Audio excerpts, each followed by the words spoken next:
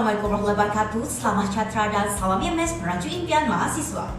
Yang saya hormati Encik Abdullah bin Maraining dan juga rakan-rakan yang saya kasihi sekalian. Kita bertemu lagi dalam video kali ini di mana saya akan membuat satu video dokumentari berkenaan sejarah dan perkembangan Sekolah Menengah Kebangsaan Majakir Papar dari aspek kontemporari. Saya, Nur Syamil Hani bin Sani dengan kad matriks BS1911036 akan bersama-sama anda untuk merungkai lagi topik kita pada kali ini dengan lebih mendalam. Sebelum pergi lebih jauh, marilah kita bersama-sama untuk mengenali dengan lebih mendalam mengenai apakah latar belakang ataupun sejarah penubuhan Sekolah Menengah Kebangsaan Majakir Papar, kerana orang kata tak kenal maka tak cinta. Secara asasnya, Sekolah Menengah Kebangsaan Majakir ataupun singkatannya SMK Majakir merupakan sekolah menengah kebangsaan yang pertama yang telah didirikan di daerah Papar. Sebelum penubuhan SMK Majakir ini, sudah wujudnya dua sekolah menengah kebangsaan, iaitu Sekolah Menengah Kebangsaan Menggatal di Menggatal dan Maktab Sabah di Kota Kinabalu.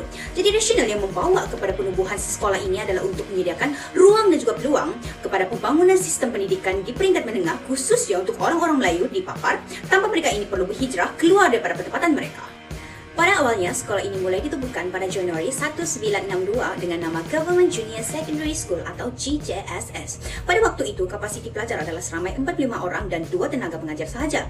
Dan pada waktu itu, GJSS ini terpaksa menumpang di Sekolah Rendah Cengkua dan turut meminjam bilik sains rumah tangga di Sekolah Rendah Kerajaan Pekan Papar sebagai bilik darjah. Bahkan menjelang tahun 1963, pertambahan bilangan pelajar di Bridge 1 dan 2 dan Secondary 1 dan 2 telah menyebabkan pihak sekolah terpaksa meminjam bilik darjah di Sekolah St. Joseph. Pada tahun 1966, bangunan sekolah telah siap dibina. Ia telah dirasmikan oleh Tun Datuk Mustafa bin Datuk Harun, dan pada masa itu sekolah ini hanya mempunyai 4 blok bangunan dan sebuah dewan. Walau bagaimanapun, pihak sekolah masih perlu meminjam bilik-bilik darjah di Sekolah Cengkua dan St. Joseph kerana ketidakcukupan untuk menampung kapasiti pelajar. Akibat dari pertambahan pelajar yang besar, beberapa bangunan lagi telah dibina. Ini termasuklah blok bilik darjah, perpustakaan, makmal sains baru, bengkel seni perosawan, bilik sains rumah tangga, bilik lukisan, asrama, gelanggang dan juga lain-lain. Kini, SMK Majakir mempunyai seramai 1,069 orang pelajar, 89 orang guru dan kaki tangan sokongan seramai 15 orang. Tidak dinafikan, SMK Majakir ini telah mengalami perubahan yang besar tidak kira daripada aspek prasarana, bilangan pelajar, bilangan guru dan kaki tangan sokongan sejak daripada awal tahun penubuhannya lagi. Malahan, hala tuju, visi dan juga misi sekolah ini sememangnya mempunyai kerangka yang jelas. Jika dibentangkan mengenai pencapaian SMK Majakir Papar daripada aspek kurikulum ataupun pembangunan insaniah, sememangnya tidak dinafikan mempunyai pencapaian yang agak membanggakan. Walau bagaimanapun, satu persoalan yang boleh dikemukakan di sini adalah sejauh manakah SMK Majakir ini signifikan dalam kebolehannya memberikan sumbangan ke atas pembangunan modal insan di Papar secara khususnya. Kerana kita tahu apabila berbicara soal pencapaian, maka sudah pasti setiap sekolah pasti mempunyai pencapaian yang tersendiri, yakni semakin membaik daripada tahun ke tahun. Walau bagaimanapun, sebagai seorang ahli sejarawan, sudah pastinya kita memerlukan bukti yang paling objektif untuk menjelaskan hal ini. Jadi, kita akan sama-sama untuk mengklarifikasikan persoalan ini.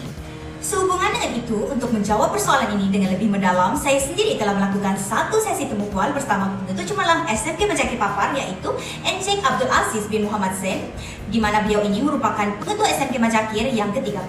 Jadi untuk pengetahuan semua, Encik Abdul Aziz ini telah pun berkhidmat sebagai pengetua di SMK Majakir semenjak daripada tahun 2010 lagi, dan kini beliau telah berada di SMK Majakir sebagai pengetua untuk tahun yang ke-13. Dalam mempersoalkan aspek kesignifikan SMK Majakir terhadap perkembangan pembangunan modal insan khususnya di Papar, maka persoalan yang diutarakan ini adalah kemenjadian pelajar.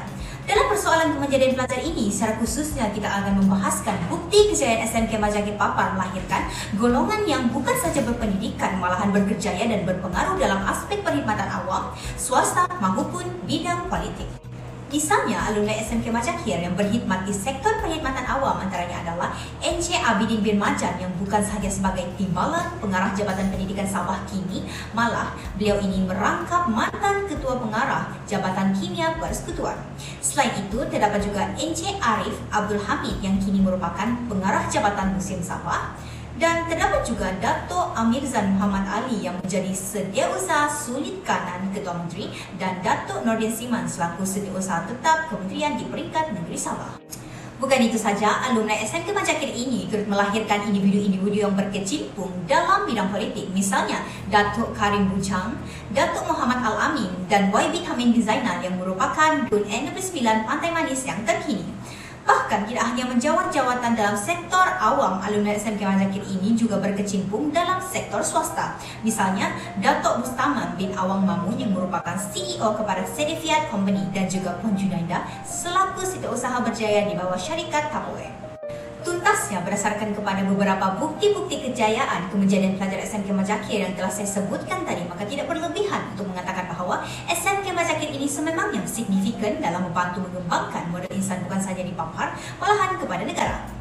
Bahkan, pembangunan modal insan yang terhasil ini berkualiti tinggi kerana mendatangkan manfaat bukan sahaja kepada diri, masyarakat setempat, bahkan kepada negara. Semoga SMK Majakir terus maju jaya di masa yang akan datang dan melahirkan lebih banyak modal insan. Sekian dan terima kasih.